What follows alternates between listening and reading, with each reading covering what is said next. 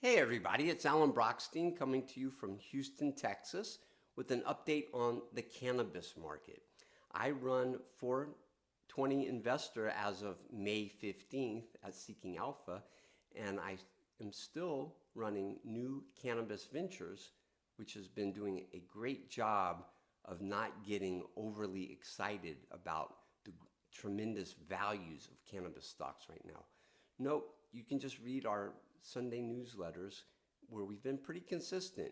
Not now, not yet, but soon, hopefully. Today, I want to go over the week for cannabis stocks, and I will say that today is my anniversary.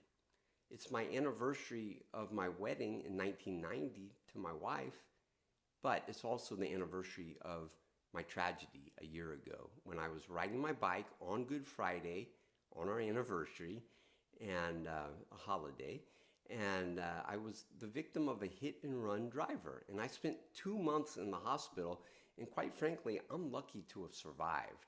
Yes, I was wearing a helmet, and for those of you who ride a bike, my helmet was, I thought, pretty standard, and no, I learned that they do make really good helmets, and they cost more money. They're kind of cost prohibitive for the vast majority of people. But if you're a bike rider and you want to protect yourself, invest in a good helmet. If you're a bike rider and you don't wear a helmet, well, I'm sorry. What can I say? But I'm happier than I've ever been. And this is despite the cannabis market stinking. But I continue to follow it. And I'm hopeful that one day, hopefully soon, things will be better. This week, they weren't good. The cannabis market rallied, but not much. It was actually slightly better than the S&P 500 as measured by the Global Cannabis Stock Index, which I'll talk about momentarily. The only sector-wide news that came out was actually really good news about one state, Michigan.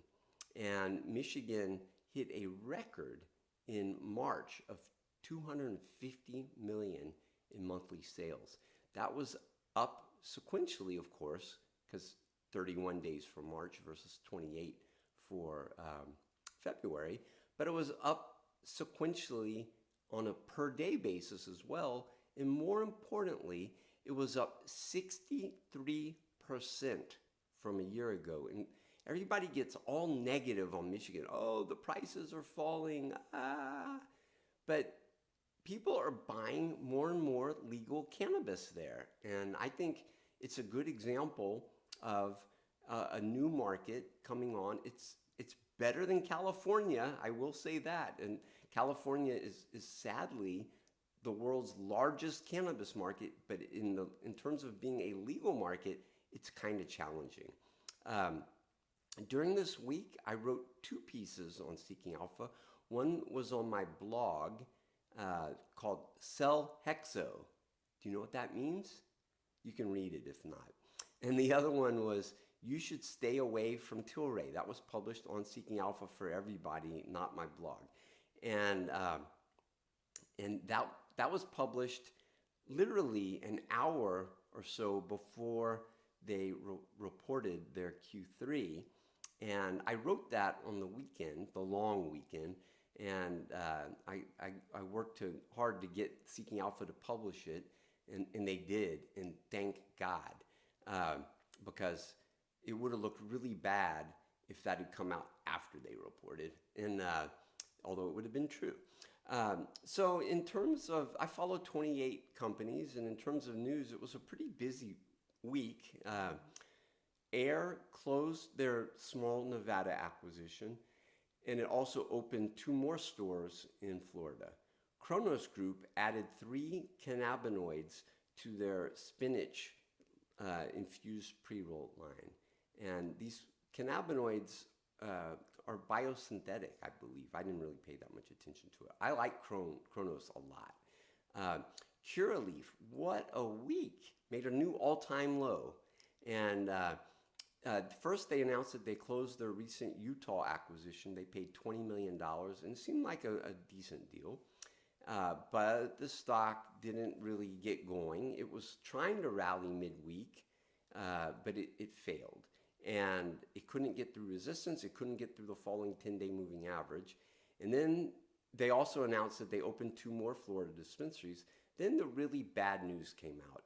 And if you're an investor in the cannabis space, this is bad news not just for Curaleaf, but for the entire space, if you ask me. I'm really not up to speed on it 100% yet, but from what I've read, they aren't getting their adult use license in New Jersey, a new legal adult use legal state, renewed. And maybe the reasons are good. I don't know. They don't seem that great. But I will say, what a disaster to have a new program which is facing shortages of numbers of stores and producers, and to have them shut down an adult use operator in the state. Terrible. I don't think it's that big of a deal for Curaleaf. It's just more bad news, if you ask me. And I know I've written about Curaleaf in the past as being relatively expensive. I will say now, it's not really relatively expensive anymore, but I don't like it still. All right, GTI opened their 7th Minnesota dispensary. Jushi, I might have said this last week, but they late on Friday a week ago, Thursday a week ago, right before the Good Friday, or as I call it, Fantastic Friday, Jushi borrowed $20 million. And Organogram, which is, I'm telling you now, my favorite cannabis stock, period. And I trimmed it during the week in my model portfolio when it popped up, and I added to it after it dropped. They reported, I think it was pretty close to in line with expectations, a little bit below expected revenue for a good reason. And then their adjusted EBITDA, I think, hit the target. Their margins were a little bit better than expected. And that was bad news? I don't think so. And SHFS, which I added it to my focus list recently. You may know that better as Safety Harbor, or as Safe Harbor, sorry. Safe Harbor, and the stock has been decimated. I wrote about it when 420 Investor was at Badzinga, when it was around $4, and I warned my subscribers at the time in late November. And the stock is now down over 85% from that level. And they recently had some good news come out in terms of my big problem. The company had been set up, it was a spin out from a credit union, Partner Colorado Credit Union, PCCU. And it wasn't done normally. Like ordinarily, when you spin out a company, you hold on to the stock. Nope. So the way they did it was they imposed upon the company a huge cash payment. And it wasn't calculated as debt. It was just a pending payment. And they did away with that. They wiped out $57 million of what I thought was debt and replaced it with $14.5 million of debt, which is manageable. And they gave a lot of shares to them, but the shares were given at not the low current price, a much higher price. So it was a great deal. If you don't know SHF Holdings, you should, in my opinion. If you read the article that this video is based upon, you'll see that I do own it in my model portfolio. I added it recently. So the other news was Scott's Miracle-Gro, which is up more than 50% year to date, and I think way ahead of reality, reported net leverage at only 6 times below the 6.5 cap. And the stock left a gap, and I'll leave it at that. And Tilray, which I really don't like, the stock, not the company. Well, I don't like the company much either for a lot of reasons, but I really don't like the stock. I've written about that publicly. You can refer to the new Cannabis Ventures newsletter. No, my Seeking Alpha piece that I wrote last week. And they announced two things. First of all, they're acquiring Hexo. Let me just tell you now, read my sell Hexo. If you own Hexo, you should sell Hexo, okay? And there's a really good reason. It has nothing at all to do with anything but the price. It's high, believe it or not. You can read the piece and it's really clear. It's still the case too. It's gone down from when I wrote it, but it's still too high. I think 10% too high. And it should be 10% below the expected price based on my knowledge, but it certainly shouldn't be above the price of 0.4352 times Tilray. And then finally, Urban Grow, which I added, you can read also, I added it to my model portfolio this week, and then it crashed and I added more. It was already down when I added it. It went up so much that I was able to sell some at a profit. And you can read that if you want. Not the why, but the fact that I did that. Urban Grow. So the market this week rallied 0.9%.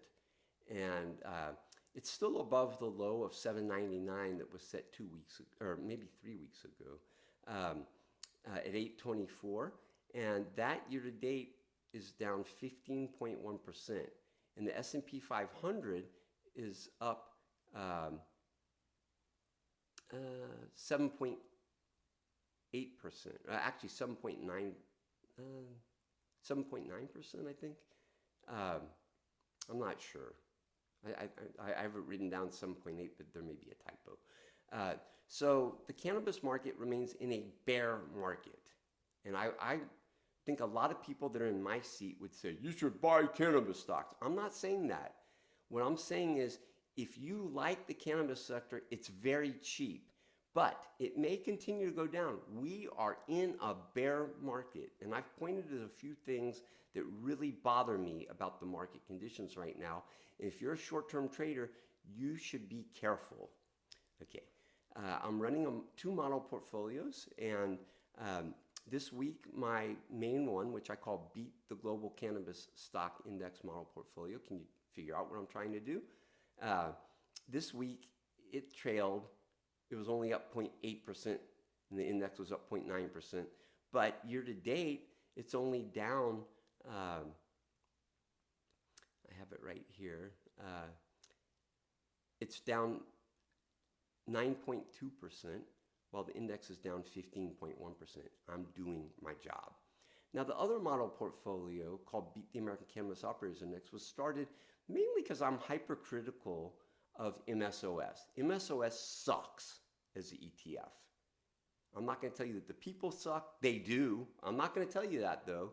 But I will tell you that it's overly concentrated. I've written about this umpteen times. And they're overly concentrated in what I think are the wrong names, like Curaleaf, like GTI. I've written about both of these. Those are not where I'm over-concentrated. But anyway, that model portfolio also rose 0.8% this week, like the other one.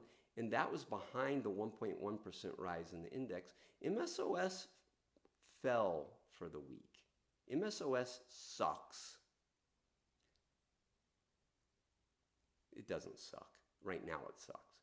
It does suck. You should not own MSOS. Unless you can't buy cannabis stocks and you want to buy the ones that they own. That's a good reason to own it, maybe. Or if you want to play in options, because you can't play in options on the things that they own. All right, so year to date, that index has lost 20.8%, and the index is down a lot less than that. It's 11.4, so I'm getting my butt kicked. But MSOS is down 23.9%. I'm doing that job. I'm beating MSOS. Well, MSOS has problems. They get charged commission, and I don't. They get bid offer spreads. Well, I pay the offer, but they can really pay a lot more than the offer or sell below the bid. I get that. All right, I like to end these videos with the calendar, and the calendar this week is light. Indiva, which is a company I don't care for at all, reports on Tuesday morning their Q4 and hosts a call. On Thursday, it's 4:20. If you care, if you're a stock trader, you shouldn't care, in my opinion. And Friday, StatsCan, nobody cares about Canada, but StatsCan will be reporting February cannabis sales for Canada. And I'll have a piece written at NCV that details that. Have a nice week, everybody. Take care. Happy 420.